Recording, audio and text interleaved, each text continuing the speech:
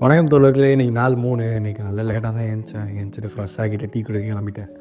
இங்கே ரொம்ப நேரம் உட்காந்து யோசிச்சுட்டு இருந்தேன் இன்றைக்கி என்ன பண்ணலான்னு. ஒன்றுமே சிக்கல. சரி, ஓகே, ஃப்ளோவில் வீடியோ எடுத்துடலான்னு முடிவு பண்ணிட்டு வீட்டுக்கு கிளம்பியாச்சு. அப்படியே போய் நம்ம நண்பர்களுக்கெல்லாம் போய் சாப்பாடு போட்டு இவனை பற்றி ஒரு குட்டி இன்ட்ரோ தரேன்னா, இவன் பேர் ஃப்ளாஷ். 3 மாதமாக என்கிட்ட தான் இருக்கான். அப்புறம் இவர் பேர் தான் கொக்கோ என்கின்ற விருமண்டி. 1 மாதம் ஆகுது என்கிட்ட வந்து, பட் மதிக்கவே மாட்டான் சுத்தமாக.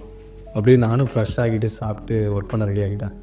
நேற்று வீடியோவில் சொன்ன மாதிரி அந்த அனிமேஷன் ப்ராஜெக்ட்காக நிறைய ரெஃபரன்ஸ் எடுக்க வேண்டியிருந்துச்சு. அந்த ரெஃபரன்ஸ்லாம் எடுத்து வச்சுட்டு அப்படியே நேற்று பண்ண அந்த ஃபுல் ஃபிகரில் கொஞ்சம் டீட்டெயிலிங் பண்ணிட்டு இருந்தேன். ஃபுல் ஃபிகர் எனக்கு கொஞ்சம் கஷ்டமாக தான் இருக்குது. ஏன்னா போர்ட்ரேட்ஸாக அதிகமாக ஸ்கால் பண்ணிட்டு இது எனக்கு ஃபுல் ஃபிகர்னு வரும்போது கொஞ்சம் கஷ்டமாக இருந்துச்சு. அப்புறம் மதிய சாப்பாட்டுக்கு ஆல்ரெடி குழம்பு கொஞ்சம் இருந்துச்சு. ஸோ வந்து ரைஸும் முட்டையும் மட்டும் ரெடி பண்ணிக்கிட்டு நீ மதியம் நல்லா சாப்பிட்டாச்சு ஃபுல்லாக. ரொம்ப நாளைக்கு முன்னாடி ஸ்கெட்ச் பண்ணலான்னு எனக்கு பிடிச்ச ஒருத்தவங்க ப்ரெசென்ட் பண்ண ஸ்கெட்ச் புக்கில் வரைய ஸ்டார்ட் பண்ணேன்.